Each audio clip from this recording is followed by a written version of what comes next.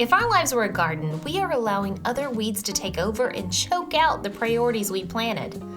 All because we don't have healthy enough boundaries to stop the invasion.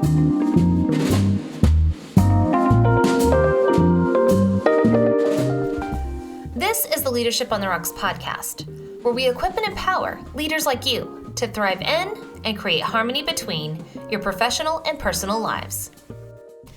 I'm your host, Bethany Reese, and in today's episode, we'll learn how to establish healthy boundaries with society, self-help, and image management so we can grow harmony at work and at home.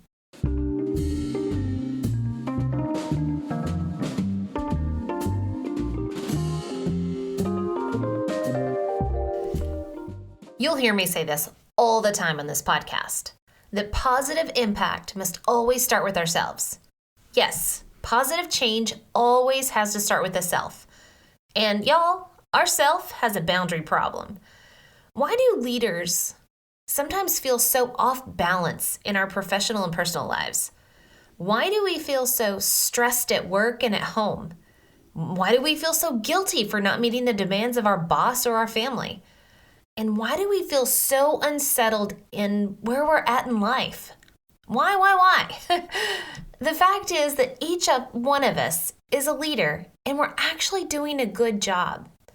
Yet we feel like we're not performing like we should. I think the answer to the why question is that we're caught up in performance-based affirmation and validation. In other words, I think we are feeling off balance, stressed, guilty, and unsettled because we don't have healthy boundaries in life. Healthy boundaries with tasks, healthy boundaries with others, and even healthy boundaries with ourselves. Now, I'm from a small farm in Arkansas, so forgive me for showcasing my inner country girl here for this podcast episode, y'all. But today, we're going to talk about gardening. I love gardening. And yep, gardening, and we're going to talk about how to grow healthy boundaries. Because if our lives were a garden, then y'all, we got tons of weeds choking out all the good stuff. We've got briars of societal pressures choking out the flowers of individual thought and priorities. We've got the kudzu promise of the perfect plan, method and checklist, choking out the fruit of harmony that can actually be had among the chaos. And let's not forget the poison ivy. We have poison ivy of image management choking out all the strong stalks of healthy relationships. Yeah. If our lives were a garden, we are allowing other weeds to take over and choke out the priorities that we planted, all because we don't have healthy enough boundaries to stop the invasion. So today we're going to talk about how to establish healthy boundaries with society, healthy boundaries with the promise of the perfect plan, and healthy boundaries with the expectations of others. Today, we're going to learn how to stop allowing weeds into our gardens.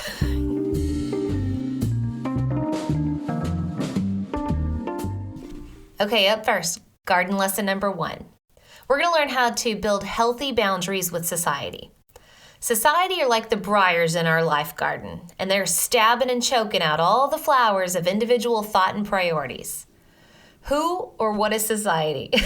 I'm not really even sure I could explain, because I think society is really a facade, because it isn't a person or a thing. It's like a combination of people, I guess. It only exists because there's like this invisible power behind a group or a herd or a mob, and we're the ones actually responsible for giving it power. You see, we care too much about how we look in front of others. We're always looking left and looking right, comparing ourselves to everyone else. We are constantly seeking status from others through achievement, power, or affirmation. We allow the facade of society and groups of people to dictate what we say and do because we want so badly to be accepted by them. We therefore adopt a herd mentality where everyone in the group begins to think and behave in the same ways to conform with the others. Now, it can also be called mob mentality or group think, depending on however you like to describe it. But no matter what you call it, they're really all the same. We want so bad to fit in with the crowd that we will actually forfeit our individual thoughts, opinions, desires, ethics, or life choices in order to conform. And by following along blindly with what everybody else is doing, We are essentially creating our own rat race, our own hamster wheel, or whatever other rodent expression you want to use. Nobody tells us to get on it and run fast to nowhere. We just do it because that's what everybody else is doing. And when we don't do it, we feel guilty because we feel like we should be doing it. Again, because everybody else is doing it. So in other words, we feel like, yeah, we should be working 70 to 80-hour weeks. We should be putting our kids in every single kind of extracurricular activity known to man.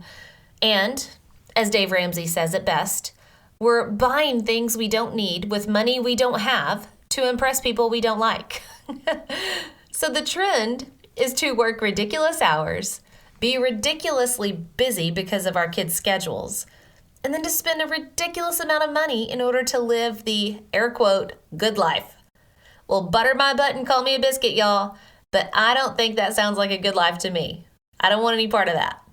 So how do we build a healthy relationship with society? We have to stop giving it power to dictate who we are, what we want, and what we do.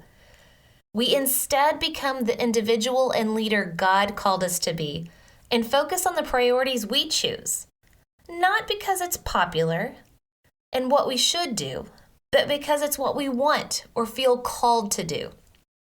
We need to stop acting like society, again, whoever and whatever that really is, got to stop acting like society has any power over us.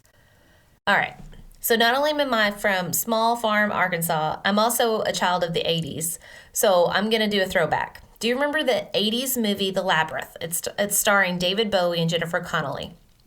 So in my mind, David Bowie's character resembles society. And he says, if you do as I say, you can have it all. And then he sends, Jennifer Connelly's character through this massive labyrinth where she never actually gets fulfillment. And we're like the Jennifer Connelly character, who has to decide whether or not to follow the selfish desire to believe the mirage that we can have it all, or to look society dead in the face and say, you have no power over me. I love that movie. Now, we're not meant to live for the world, other people's expectations, or even their preferences. Even Seth Godin, again, marketing guru, he says it this way in his book, The Practice. Quote, if our focus is on external validation, then the journey will always be fraught. It's culturally impossible to do important work that will be loved by everyone. Now I'm going to switch to a different author. As Christy Wright states she's stating the obvious in her book, Take Back Your Time, we feel like we have to do it all and then feel guilty when we can't. We want to find balance, whatever that means for each of us, like it's chasing a moving target, she says.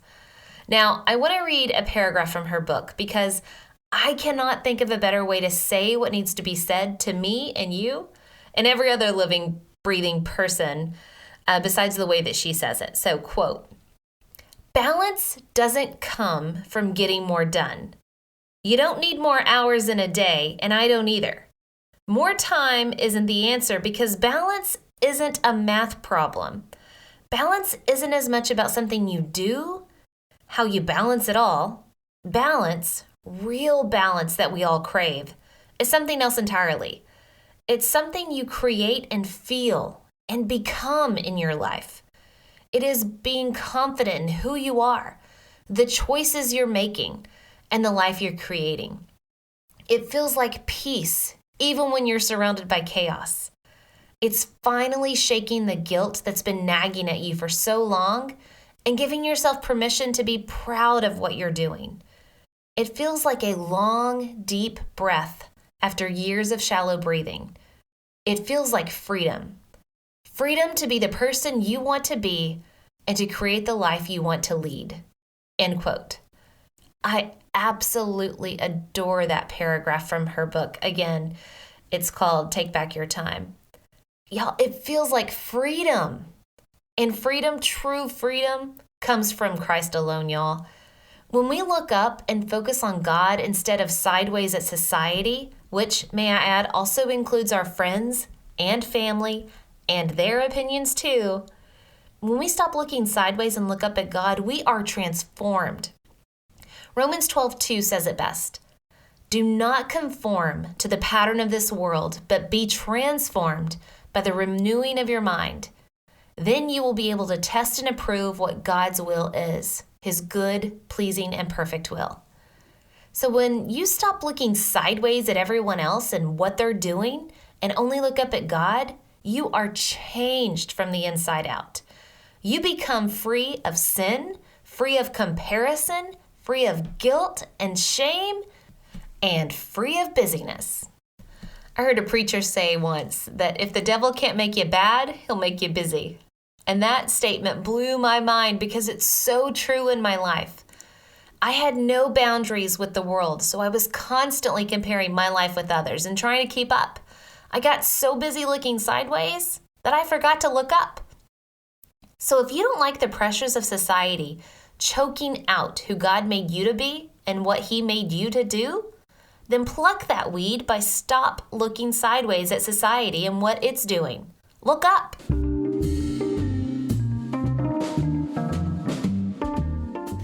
Okay, our second lesson in gardening has to do with how to build healthy boundaries with the kudzu promise of a perfect plan, method, and checklist, also known as self-help. You know what? But first, we got to have a history lesson. In the 1930s, the U.S. was really suffering from not only the Great Depression, but a great dust bowl that threatened massive erosion across the nation. Then came the marketing of the perfect solution to the problem of erosion. The miracle plant was known as kudzu. Kudzu is an Asian vine that was promised to save the soil, and it did. And it grew well, and it stopped the erosion. But wait, there's more. It kept growing and growing and growing to become one of the top invasive plants in the South, and it even has the nickname, the vine that ate the South. So what does kudzu have to do with growing healthy boundaries? Well, just like the marketing of kudzu in the 1930s and 40s, today we have the great marketing of self-help programs that promise the perfect plan, the perfect method, the perfect checklist. That if you just do this and do that, that will indeed solve all of your problems. But our love of self-help is a vine that can grow wild, crazy, and fast, and it will quickly choke out our desire for God. We become so confident in the promise of self-help that true peace and harmony are choked out because they only come from God. We got the kudzu promise of the perfect plan, method, and checklist choking out the fruit of harmony that can be had among the chaos. Now, I bet you can find thousands of books on how to be better at whatever you want to be better at. You can be a better leader, a better spouse, a better parent, a better financial investor, etc., etc., etc. There are methods and checklists out there for everything you can imagine. Now, according to marketresearch.com, the self-help industry was worth $10.5 billion in 2020. $10.5 billion. That's with a B. Now, confession time. I was probably the number one customer of self-help up until about 4 years ago. I've read a ton of books on a ton of different topics, and I really worked to implement all those methods and checklists. And yet, I still struggled with weight loss, conflict, parenting, marriage, leadership, you name it. Now, books are great. I still read a lot. But if allowed, self-help will be the kudzu of your life garden, and it will choke out your need for God because it promises to fix your problems instead of having you turn to God to carry you through your problems. Now, as a country, we might have way more self-help knowledge than ever before, but we are way sicker mentally, physically, and spiritually than we have ever been. In other words, y'all, we are information rich and wisdom poor. We keep seeking all of these self-help books to help us manage all of our busyness and activities. The waves of self-help have gone from work-life balance to work-life integration, and all of this is focusing on managing our time. Now, let me say that slower. Managing our time. Managing our life. If you have learned anything on this podcast, I hope you've learned that the word manage and the position of manager is all about the tasks. It has nothing to do with the heart. Leading, on the other hand, has everything to do with people, and it's all about the heart, mind, and soul of a person. I want to lead my life and lead my tasks so that they support the life that I want to have. I don't want to manage them. According to author Dr. Patty Fletcher in her Forbes article and her book, Disruptors, it's not balance or integration you want. It's work-life harmony. Dr. Fletcher goes on to describe that harmony is about your energy, not your time. Or as she says it, quote, work-life balance and work-life integration were all about the what, the when, and the how. And work-life harmony is all about the why. Why are you doing what you're doing? Who are you doing it for? Who are you doing it with? By start redefining your activities in this way, you're going to notice that shift happens, end quote. So here at the Leadership on the Rocks podcast, we talk way more about harmony than balance. And why is that? Because harmony is about having an internal calm or peace, if you will, while balance is about equality among varying things. Now, my devotion to my work will never be equal to my devotion to my family. My family is way more important. And my family's devotion to faith will never be in balance with our extracurricular activities. Basketball, dance, golf, football, all the things, all the things my children have been involved in will never be equal to our devotion to God. Therefore, I will never go for balance because life priorities will never be equal to each other. Don't put your faith in or judge your life by a checklist. Now, all right, have you ever heard the phrase, don't miss the forest for the trees? Don't miss the amazing experiences and relationships in your life because of the tasks on your checklists, from your perfect plan, from your self-help book. Now, don't get me wrong. Checklists are great for organization, and I use lists all the time. And oh, it feels so good to check things off the list, doesn't it? But I know that list isn't, and it will not ever create harmony in my life. It's only the inner peace of God that gives harmony and understanding beyond all circumstances and among all the chaos of our lives. And it all comes with a change of heart within ourselves. So for example, I'm gonna tell you a little personal story about one of my biggest stressors. The first stressor from my home life that has always slapped me in the face as soon as I walk in the door from work every day is the question, what's for dinner? I hate that question. It immediately adds stress to my life. Now, I love cooking. I do, and I definitely love eating. But the stress of coming home late from work and then trying to figure it out was just such a huge stressor in my life. I read books about quick meals, and I definitely read a lot of books or posts, blog posts about how to use my crock pot or the slow cooker, which I did a lot. But I still dreaded dinner, and my family, by the way, hates the slow cooker meals. They hate, quote, wet meat. They literally hate all the meals from the crock pot. But over time, I decided to stop managing dinner and start leading dinner. Now my whole family gets involved in dinner. We play great music while we cook, we clean, we talk, we sing, we dance, we laugh, and there is such joy and peace. So something that used to be so stressful for me has turned into just one of my favorite parts of the day. Now, sure, my kitchen is messier when my kids are the chefs and I'm the sous chef, aka the dishwasher. But the joy from that experience is priceless.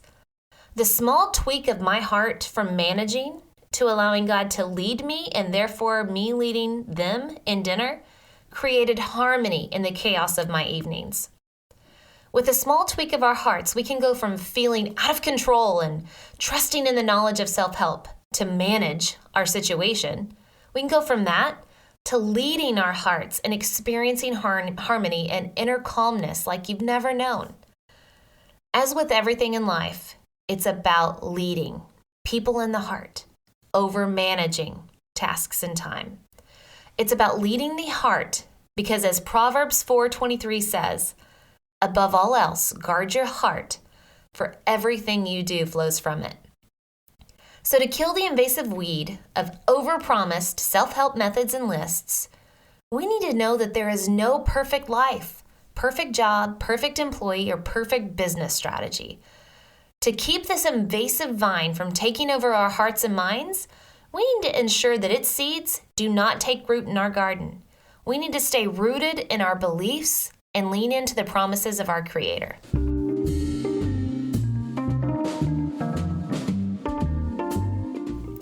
Our third lesson in gardening has to do with how to build healthy boundaries with the poison ivy of image management choking out all the strong stalks of healthy relationships.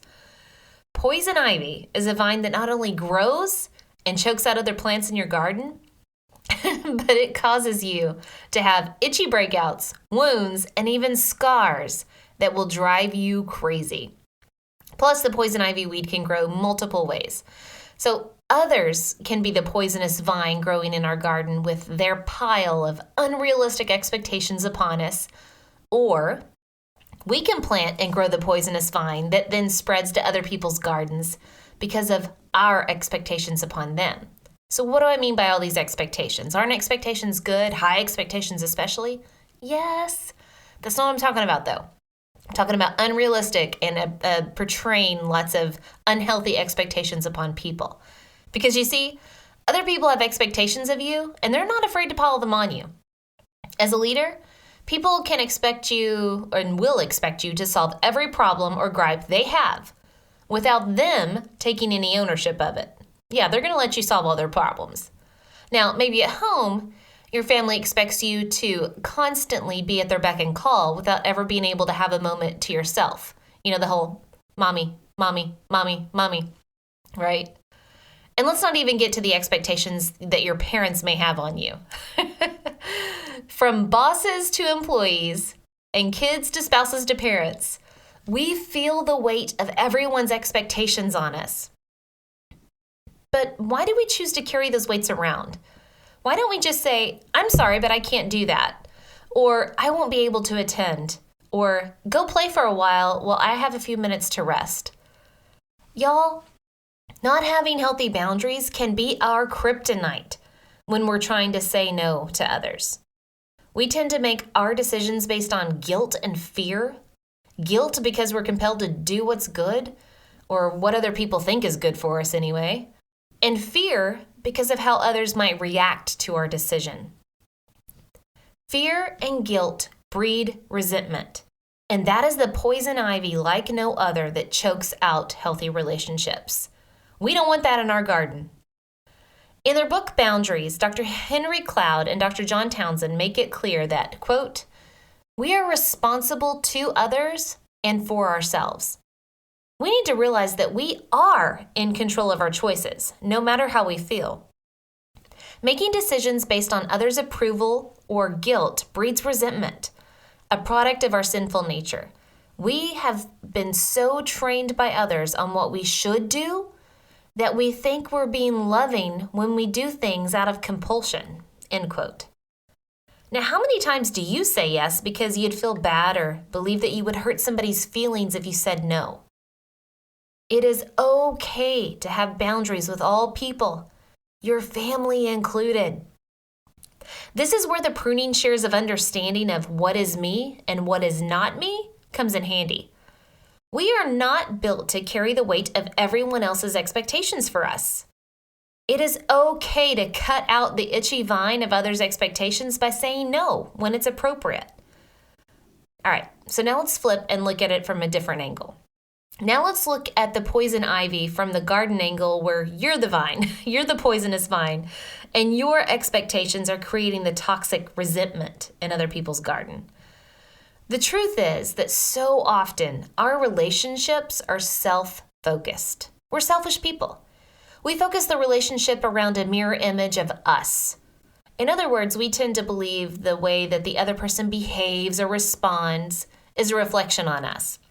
Or as Sharon Hodie Miller put it in her book, Free of Me, quote, rather than seeing them, who they are, what they need, and how to love them, we see ourselves, our aspirations, and our fears, end quote. So it puts pressure on us to manage, oh, did you hear that word again? It puts pressure on us to manage the image of others and the image that they project by then putting pressure on them to be like and behave in a way that is more closely aligned with ourselves. That's image management. And image management is toxic to relationships because it's only focused on one and not both parties. And it confuses the boundaries of what is us and what is the other person. When we do not have clear boundaries between ourselves and others, it is a lot easier to become codependent, controlling, or taken advantage of. Now, listen, don't get me wrong. I'm not talking about generic parenting for morality or how to behave in public, okay? I'm talking about the expectations of personality and achievements. Like, for example, I expect you to be the star athlete. I expect you to be the valedictorian. I expect you to be perfect. I expect you to like what I like and to do what I do. Oh, I expect you to be like me. Parents, your children are not like you. Are there certain tendencies or personality traits? Sure, but they're not you, right? Now, being a longtime educator, I have seen parents idolize their children by making the child's success their top priority. I have consoled parents that were angry or sobbing over their child's grades or their playtime on the court because it ruined, air quote, ruined their future at the premier college of choice. It was almost as if the parents' livelihoods depended on the success of their 16 or 17-year-old. Now that's a lot of unneeded pressure on a child and the parent. And I couldn't agree more with Sharon Hody Miller when she speaks specifically about parenting and image management. And she says this, quote, "When image management steers our parenting, our kids become responsible for their reputation and our reputation, their insecurities and our insecurities, their fears and our fears," end quote. Ugh, that hurts.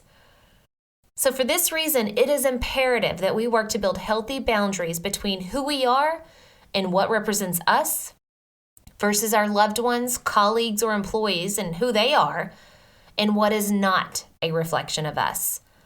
In establishing clear boundaries between ourselves and others, we are more free to let go of the pressure in the relationship and to better love them for who they are and where they are at in life. Even if where they're at is aggravating. For example, if you have a teenage child or a disgruntled colleague or an employee, that's hard. But we become more free to lead them instead of manage them.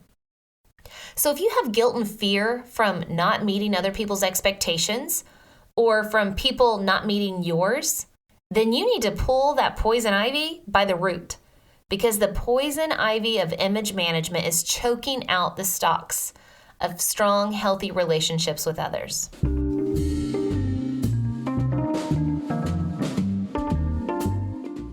Okay, let's recap. Leaders, listen. It is imperative to understand that positive change always starts with the self. Myself, yourself, ourselves, all of it. It starts with self. And our self, honestly, has a boundary problem. We are caught up in performance-based affirmation and validation and don't have healthy boundaries in life. We don't have healthy boundaries with the pressures of society because we easily give up our individual thoughts and priorities to be able to conform to the current patterns or trends. We don't have healthy boundaries with the promises of self-help genre because its marketing is blinding us to our need for God. And we don't have healthy boundaries with other people because of the whole image management issue. We're either a victim of that or we're the ones that are portraying it. Yeah, our garden. If our lives were gardens, we're allowing all these other weeds to come take over and choke out the priorities we're planting or we want to plant. All because we don't have healthy enough boundaries to stop the invasion. But we now know how to grow healthy boundaries and to dig up those invasive weeds that are choking the life out of us. The pressures from the patterns and trends of society are choking out our individual thoughts and patterns, but no more. We will stop looking left and looking right and comparing ourselves to others and conforming to groupthink. We will instead look up, stepping into who God made us to be, and we will speak out and stand up for our thoughts and priorities. Now, the promise of the perfect plan, that's choking out our true source of harmony in the chaos, which is God. But no more. We will stop looking for the perfect plan and checklist and instead be intentional and be present in our most important relationships, which is first God, second family. All right, the poison of image management is choking out our healthy relationships with others. But no more. We will stop carrying the weight of others' expectations, and we will stop applying the pressure for others to be like us. Now remember that as leaders, positive change always starts with us. And well, we need healthier boundaries so our leadership garden can grow and flourish without the weeds. God bless.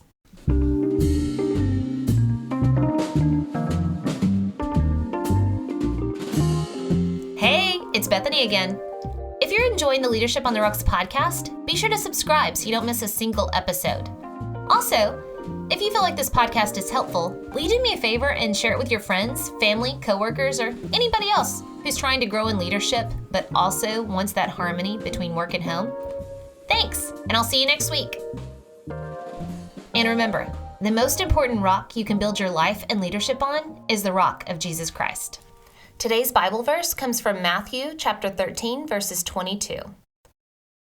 As for what was sown among thorns, this is the one who hears the word, but the cares of the world and the deceitfulness of riches choke the word, and it proves unfruitful.